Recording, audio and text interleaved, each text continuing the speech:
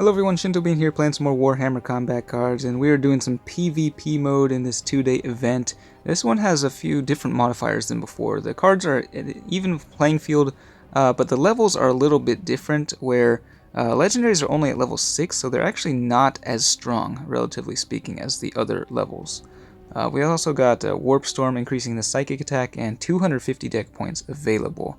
But yeah, the common and rare cards will actually feel pretty strong here, as well as epics, which have unlocked their secondary trait. I'm running Gosar with the Trigon there. We've also got Death Leaper, which is pretty strong. Some legendaries are definitely better than others. I think these ones are pretty decent. We got the Abominant with Berserk and Deathblow, the Winged Tyranid Prime with Melee Scout and Target Acquired. The Newer Lictor is quite nice with Fear and Melee Scout for its secondary trait. Then we've got two healers, the Biophagus and the Ripper Swarm, and then the Mucilid Spore with Deathblow. The Trigon, though, is the one that I really want to try out here.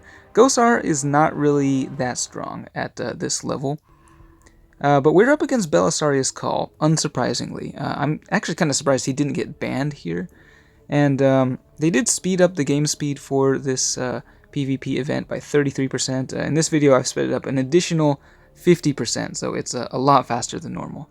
But yeah, you can see Cawl just running the typical Psychers with Psionic Blast and Barrage units, and it's just very difficult to beat. I'm starting off with some of the legendaries here. They have the first turn, though.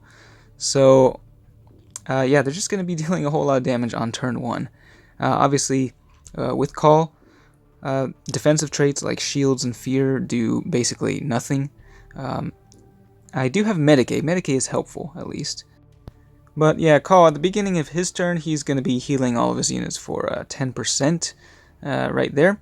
It's still kind of hard to see how much they're actually getting healed for, but they are going ranged, and yeah, the minimum of 75% damage dealt from those traits, so the barrage damage just dealing crazy amounts of damage. We are targeting the card in the center, and bring out Death Leaper here with a weak Furious Charge, only 40% of its base attack.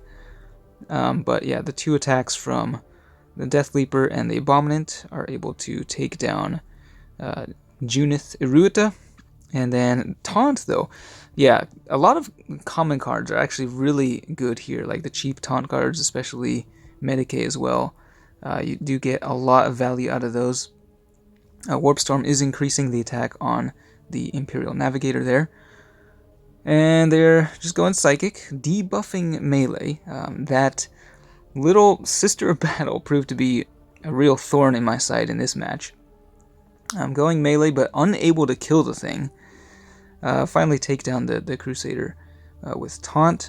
But of course, with Cawl, they have at least 3 cards with Psionic Blast unlocked. Because the Calexis Assassin also will have its secondary trait unlocked here. They've dropped the Inquisitor, and there goes the Deathblow, taking down 2 guys there. And I think he doesn't quite have enough damage to take down Death Leaper, so yeah, Death Leaper survives there. The +3 melee at the end of the turn, really not doing anything. So yeah, Taunt is just really annoying. The Trigon comes down, but that big Furious Charge, of course, is just going to get redirected to the Taunt minion. And then here is the nastiest one, the Rogaldorn Battle Tank. I made the mistake of deploying the Mucilid Spore, forgetting that it's just going to deal 75% of its damage, so immediately just kills the Mucilid Spore and Death Leaper. There goes the Deathblow, but yeah, not really doing that much damage. Trigon manages to eat that little sister battle.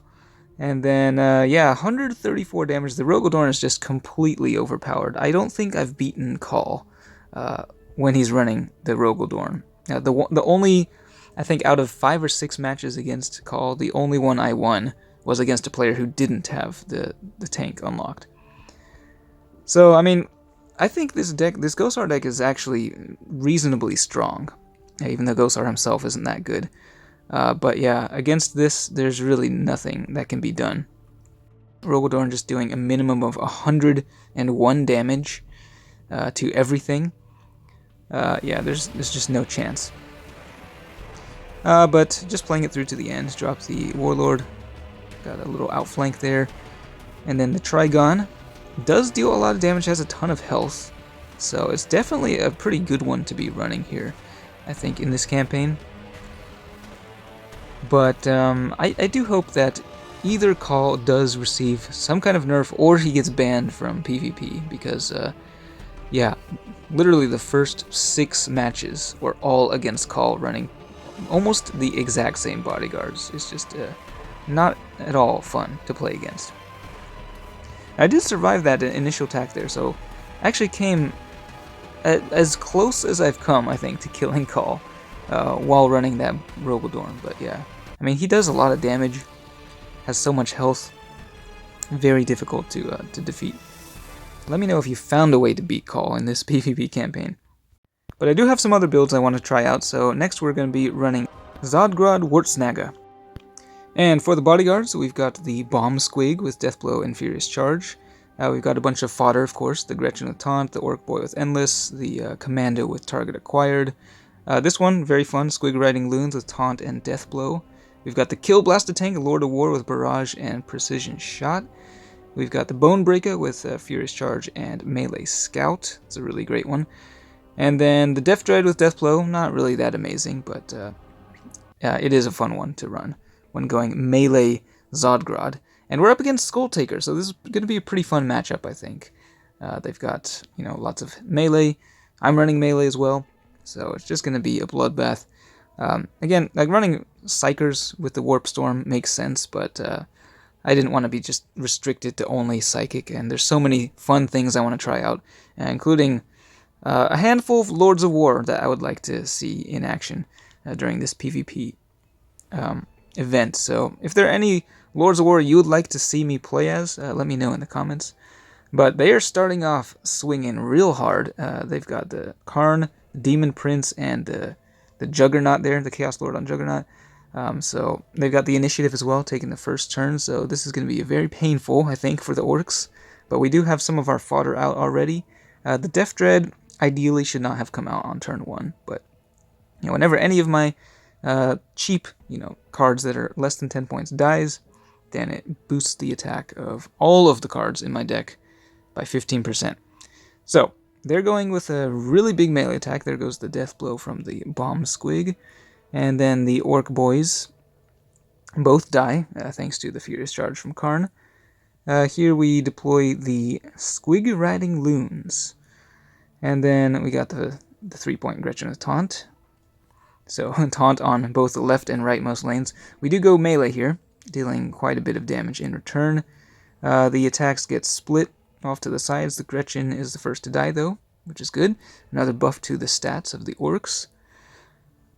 Now, what are they bringing out next? Here comes, I forget the name of that card, but a guy with the Furious Charge. He does quite a bit of damage, I think.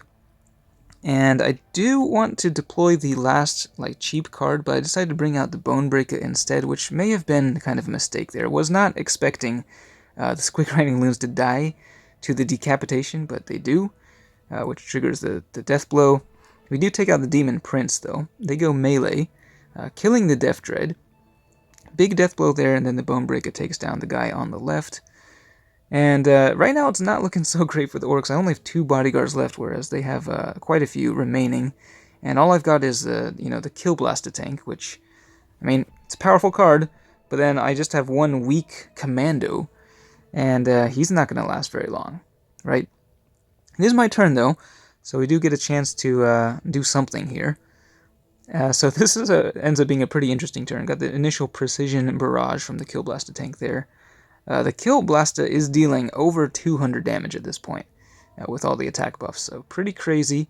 Kill that guy, which means that Karn survives. I was expecting Karn to go down from the barrage there, so that was not ideal. Now they have a chance to kill the Bonebreaker, potentially. They bring out Harken World Claimer, who has Fear and Outflank for a secondary. So that's going to be pretty painful, reducing the damage from the Kill Blaster Tank.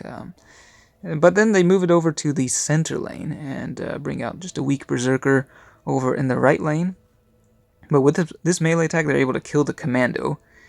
Karn goes down to the Bonebreaker. There goes the Death Blow, which only deals 69 damage. I think, yeah, at this level, the Death Blow doesn't deal that much, so thankfully the Bonebreaker survives. You really needed that there. Here comes Zodgrod Wartsnagger with Inspiring Presence and a little outflank, and it is coming down to the wire.